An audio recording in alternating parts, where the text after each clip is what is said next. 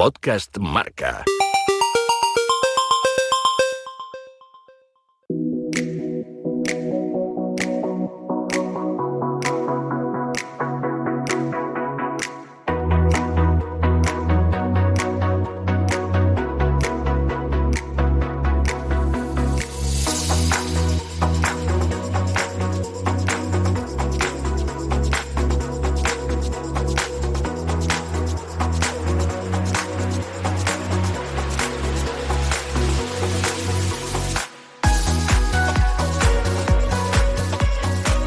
Una vez más, y donde más le estaba costando, Tadej Pogačar volvió a demostrar que no hay carrera que se le resista, que ahora mismo, si echamos a comparar los palmarés de unos y otros, es cierto que cada vez está más cerca de Eddy Merckx. Hablamos de diferentes generaciones, de diferentes corredores, para mí incomparables, porque las circunstancias, y luego lo podemos analizar, tampoco tienen ninguna comparación. En aquella época, en los tiempos de Eddy Merckx, es verdad que los corredores no se circunscribían a ciertos monumentos, como se han rebautizado posteriormente, para centrar y focalizar ahí sus objetivos. Ahora, para lo bueno y para lo malo, sí. Ahora, todos los grandes corredores quieren ganar este tipo de carreras. Todos se preparan para ello, pero Tadej Pogačar sigue siendo el mejor. El sábado lo volvió a demostrar en esa carrera que probablemente haya sido la que más se le ha resistido. No sabemos si volverá o no, no sabemos qué es lo que hará de cara al futuro, pero a tumba abierta, by Amix, lo volvió a dejar claro. Hoy por hoy es el mejor, no hay comparación, y ahora hablamos de los demás que están corriendo otras carreras, pero Nacho Lavarga, pasan los días y se sigue hablando de la exhibición en San Remo. ¿Qué tal, José? Sí, la verdad que es normal, ¿no? Que se hablen días y días y días, porque lo que se vivió el sábado pasado fue una auténtica locura. Yo creo que es la mayor gesta, la mayor exhibición que ha hecho Tadej Pogačar, y fíjate que tiene para la colección. Es cierto que lo tenemos la más reciente, ¿no? Pero por cómo ganó, estamos hablando de que probablemente era su reto más complicado, la carrera que le llevaría a la tumba, como él mismo dijo. Había perdido a compañeros importantes en la previa, se cae en el momento decisivo donde tenía que prepararse bien para ese final en un trazado pues que no es el ideal para él. Se pega ese trastazo, remonta posiciones y luego se juega la victoria en un cara a cara con un Pidcock que está en estado de gracia, que está en un momento espectacular, como hoy también hemos vuelto a vivir en la Volta a Cataluña, y como decíamos, ¿no? Y se lleva esa victoria sobre la bocina, a lo épico. Creo que si le das a un guionista de las mejores películas una hoja en blanco para que escriba un guión, no se le ocurre otro más épico y más perfecto que el de Tadej Pogačar este pasado fin de semana, ¿no? Y además luego hemos ido conociendo detalles como que incluso corrió con el cuadro de la bicicleta roto, que todavía le da más épica al asunto, ¿no? Así que fíjate, yo estuve en la exhibición de Tadej Pogačar en el Mundial de Suiza, in situ, le vi entrar y vi esa exhibición y me parecía que era insuperable, pero creo que esto está todavía por encima de lo que consiguió en aquel Mundial de Suiza. ¿Cuál de las reacciones te ha resultado más sorprendente? O sea, de todo lo que se ha vivido estos días, ¿qué es lo más sorprendente de todo lo que ha pasado? Porque, hombre, luego la réplica, ¿no? Por ejemplo, cuando ayer veíamos a Vingegaard y a Evenepoel en Cataluña intentando lanzar ese ataque con la caída de Renko, luego lo comentamos.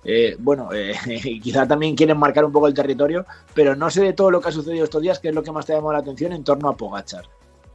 Pues mira, eso fue el sábado a las 5, así, ¿no? Entraría en línea meta. Sí. Y el domingo a las 3 de la tarde, a las 3 menos cuarto de la tarde del domingo, salía de comer Tom Pidcock en el mismo comedor que Mikel Landa. Estaba yo esperando a Mikel Landa y le dije, ¿no? Iba Pidcock con ese sombrero, ¿no? Con esa gorra que lleva Red Bull tan característica. Le dije algo así como casi lo tienes, ¿no? Casi lo ganas. Y decía así, una pena tremenda, ¿no? Creo que nunca volverá a estar tan cerca. Y yo creo que es eso, ¿no? Luego lo comentaba con el propio Mikel Landa y me decía, bueno, yo creo que esto da ánimos, ¿no? Al resto de que hay cracks como el propio Tom que están cerca de ganar a Pogačar. Escuchábamos este jueves en Radio Marca a Miguelón Indurain, ¿no? Que dice que cada año le va a costar más al propio Tadej porque vienen los Paul Seixas y demás por detrás, así que yo me quedo con eso, ¿no? De que a pesar de que probablemente es el mejor ciclista de la historia, vienen apretándole fuerte y cada vez va a ser más difícil para él.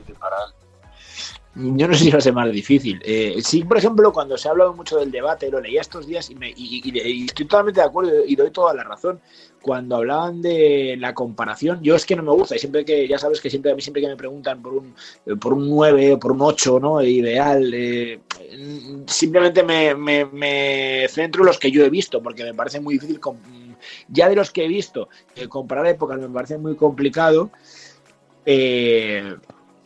Me parece que es imposible comparar en épocas tan diferentes y sobre todo había un detalle que es cierto y leía por ahí, que hace 50 años o más, o 60 años, no había, digamos, el hype, como se dice ahora, que hay con los 5 monumentos.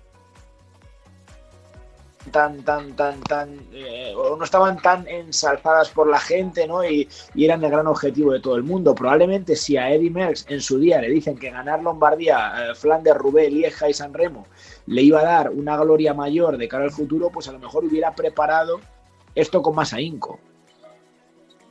Pues sí, la verdad que es lo que te dices, ¿no? Los tiempos cambian, es injusto comparar, no merece la pena, por así decirlo. Yo creo que hay que disfrutar de cada época. Lo que está claro es que ahora estamos viendo una de las más importantes, una de las más espectaculares y hay que disfrutarlo, ¿no? Pero yo sí que tengo la sensación generalizada cuando se hace estas preguntas de Eddy Merckx o Pogačar de que está claro que ahora Pogačar es lo que tenemos más reciente, ¿no? Pero ya casi todo el mundo te dice que esta forma de correr, esta forma de competir tan solo la tiene Tadej Pogačar, aunque los números sigan diciendo que Eddy Merckx es el más grande de la historia. Y a partir de aquí, nos plantamos en la semana de Volta a Cataluña, que yo creo que quitando Pogačar prácticamente tiene a todos pensando en grandes vueltas. Sí, la verdad que estamos hablando de mira, por ejemplo, ahora en la Volta, no es lo que dice, está Vingegaard, está Renko, está el propio Landa, está Enrique Mas, está Sienup de Brooks, está Pidcock, o sea, es que tenemos ahí a todos los vueltómanos, por así decirlo, peleando, ¿no? Para intentar ver quién le puede mojar la oreja a Tadej Pogačar. En cualquier caso, yo creo que es muy meritorio lo de Jonas Vingegaard. Vimos cómo hizo ese corte, por ejemplo, el miércoles pasado, ¿no? Cuando se va Renko, que parecía que era una de sus cabalgadas estas históricas, y logra cortar en seco. Estamos hablando de Vingegaard, que venía de tener problemas y que ganó en París-Niza. Así que yo creo que tenemos a los vueltómanos a todos a tope. Quizá faltan un poquito los españoles. Me parece que Ayuso va a volver en la Ichulia. Carlitos Rodríguez no termina de despegar, está ahí también en Cataluña.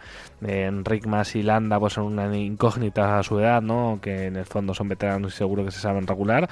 Así que bueno, en cuanto a los vueltómanos, esa es un poco la situación, pero de momento creo que es muy complicado que alguien le tosa a Tadej Pogačar en las grandes vueltas.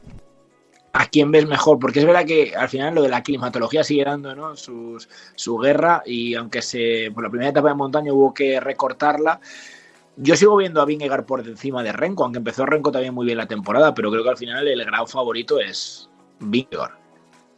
Sí, no, para mí el Giro es Vingegaard el gran No, digo favorito. para la vuelta. Sí, para la Vuelta a España, para la Volta, no lo sé, porque claro, se ha recortado la etapa de Valter 2000, ¿no? Ahí vimos, por ejemplo, que el más fuerte estaba era Pidcock, que el día anterior fue el propio Renko, ¿no? Quizá el que más animó el cotarro, aunque tuvo esa bronca con Vingegaard, se cayó, tuvieron ahí sus más y sus menos que venían también de lejos de hace tiempo. Yo creo que va a ser Vingegaard, como tú dices, ¿no? El favorito para esta Volta, también para el Giro. No termino de ver bien a Almeida, también hablábamos el pasado fin de semana con él y él mismo reconocía, ¿no? Que no está al 100% en este momento de la temporada, queda tiempo para el Giro, pero parece que está más enchufado Vingegaard, ¿no? Que el resto de sus rivales, así que bueno, yo creo que lo de Jonas es muy buena noticia para el Visma, muy buena noticia para él, y yo creo que también para el ciclismo en general, porque hasta la fecha es de los pocos que ha sido capaz de mojarle la oreja a Tadej Pogačar. Por cierto, es verdad que, a ver, él no está en su mejor momento, pero no deja de ser un crack durante muchos años que dice adiós, porque lo de Nairo Quintana al final se le va a echar de menos. Eso es así. Sí, la verdad que fue muy emotivo. Tuvimos la suerte de estar el domingo ahí en San Feliu de Guíxols en su despedida. Es verdad que se le quebró la voz, pero no rompió a llorar. Estaba acompañado de su familia, de su pareja, de sus hijos, de Eusebio Unzue, que es un poco su padre deportivo, por decirlo de alguna manera, de sus compañeros de equipo, de Goga, por ejemplo, que es la periodista colombiana histórica que siempre la ha acompañado durante su carrera. Bueno, fue un acto bastante emotivo que fue retransmitido a todo el mundo por el canal de YouTube de Movistar, donde Nairo pues ofreció un poco las declaraciones de lo que ha sido su carrera y lo que tú dices, ¿no? Ahí se repasó, es que hace ese acopio de su palmarés y es increíble, ¿no? Más allá del Tour, que eso sí permitió soñar a la Movistar Team, ¿no? Con el sueño amarillo, con ese hashtag tan famoso durante aquellos veranos donde le competía a Chris Froome, no lo consiguió. Finalmente fue Egan Bernal años después quien llevaría ese Tour, ese amarillo a Colombia, pero ganó Giro, ganó Vuelta, hizo varios podios en el Tour. Bueno, estamos hablando de un corredor que ha ganado prácticamente todos los sitios y sobre todo etapas también muy importantes, ¿no? De esas etapas reinas, Nairo coleccionó unas cuantas, que tuvo el problema aquel en Arkea, pero que, oye, tuvo la posibilidad de volver a Movistar, 2 añitos para poder despedirse sobre la bicicleta y disfrutar.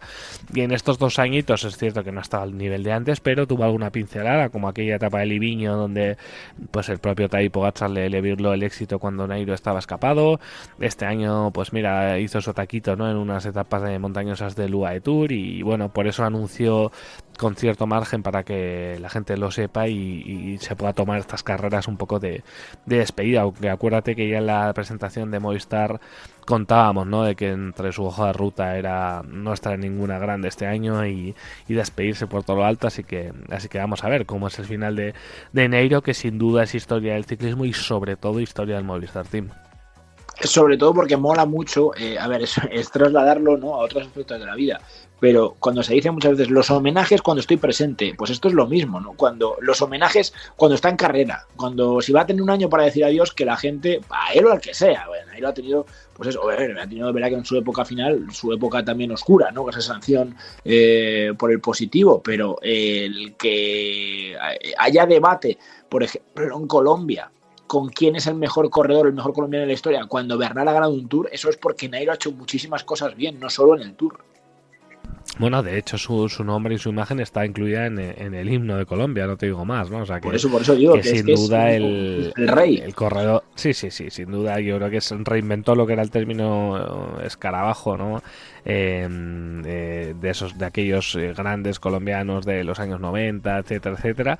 Y yo creo que vamos, que él recuperó esa magia para el ciclismo colombiano, puso a su país en el mapa, también a Movistar, y creo que ha sido una de las figuras más importantes del ciclismo moderno, ¿no? Alguien que ha logrado además competir en diversas épocas, con Froome, luego con los Pogačar y compañía, y que bueno, después de esos problemas que comentabas en Arkea, que fueron extraños también con el tramadol, porque estaba incluido en unas listas y en otras no, el caso es que fue sancionado, se tuvo que ir del equipo francés y Unzue pues la recuperó para la causa en Movistar, y bueno, ha sido una despedida un poco extraña, pero entiendo que para él pues bastante positiva, no poder irte cuando quieres, sino que te eche el deporte o quien sea, ¿no? Pues entiendo que es una gran satisfacción para él. Por cierto, clave Tour, va a ser un verano espectacular con esa salida del Tour desde Barcelona y poco a poco se nota que vamos acercándonos, ¿no? Sí, este jueves, ¿no? Escuchamos a nuestro compañero Marc Fernández que nos contaba cómo había sido pues esa presentación en Barcelona. La verdad que hay ganas, ¿no? De que vuelva al Tour a España después de lo que vivimos con esa salida en Euskadi hace 3 años, si no me equivoco, 3-4 años. Y la verdad que con ganas, ¿no? De que arranque el Tour. Escuchábamos a Miguel León y Durain que nos ponía un poco sobre la pista lo que pueden ser las etapas. Nos contaba Iván Romeo, ¿no? Que recuerda que la última edición del Tour pues, estuvo muy cerca de ganar una etapa que es su objetivo para este año, que por cierto, ojo, que lo de París-Niza es más complicado de lo que parece y va a tardar más de lo previsto en regresar, aunque se le espera en el GP Miguel Indurain o en Gran Camino, y con muchísimas ganas de ese Tour, donde van a estar muchísimos de los grandes corredores que hay ahora mismo en el pelotón, con el reto de Tadej Pogačar de llegar al selecto club de los 5, con Vingegaard como gran villano del esloveno, con Renko, con Landa intentando ir a por etapas, con un Movistar agresivo, muchísimas ganas de ver ese Tour, donde por cierto, casi con total seguridad va a estar también Paul Seixas, Nos contábamos, hacíamos una información estos días contando un poco sus planes. Va a estar en el Echulia, luego va a estar en Lija. Después de Lija el equipo tomará la decisión definitiva. Después estará en Sierra Nevada, donde hay un training camp, por así decirlo, de escaladores, y probablemente esté en el Tour de Francia. Hay muchísimos equipos, José, detrás de él, muchísimos. Y no Sí, es pero descartable. el día que se vaya va a poner el cazo, y el que quiera comprarle No, pero va a tener que pagar. es que hay equipos que ya están ofreciendo 5 millones y es muy probable que algún otro, y creo que va a ser Ineos, llegue a los 8 probablemente. 6, 7, 8, vamos, con total seguridad. O sea, Su que equipo Sensas es actual... buenísimo, lo tenemos todos claro. Pero también creo que hay que tener cuidado con la ansiedad que hay en Francia en convertirle en un ganador del Tour. Es decir, todo el mundo sabe que va a ser muy bueno, pero en Francia tienen tanta prisa que cuidado no le quemen, porque el chaval tiene todo para ser el siguiente. Pero precisamente por eso mismo, ¿no? Que quizá en un equipo francés, en Francia, que ya le hemos visto pues el otro día que ganó el Fon Ardèche, era, ¿no? Y le dieron la portada del equipo. Recordaba mucho hater en redes sociales cuando le dimos la portada a Juan Ayuso por ganar a Roglic en la Volta, precisamente, ¿no?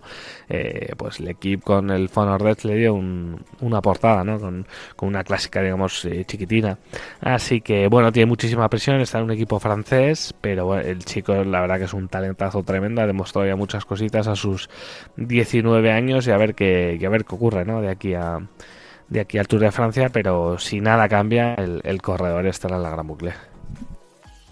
Y lo contaremos, por supuesto, en Radio Marca, como todo, porque esto ya no va a parar. Enseguida empiezan los adoquines. Este fin de semana esa Gante Wevelgem, rebautizada, ¿no?, en los campos de Flandes, llámala como quieras, pero no deja de ser la Gante Wevelgem, otro gran clásico del ciclismo de primavera. Así que a disfrutar, desde luego, y a vivirlo a tumba abierta, Bahía Mix.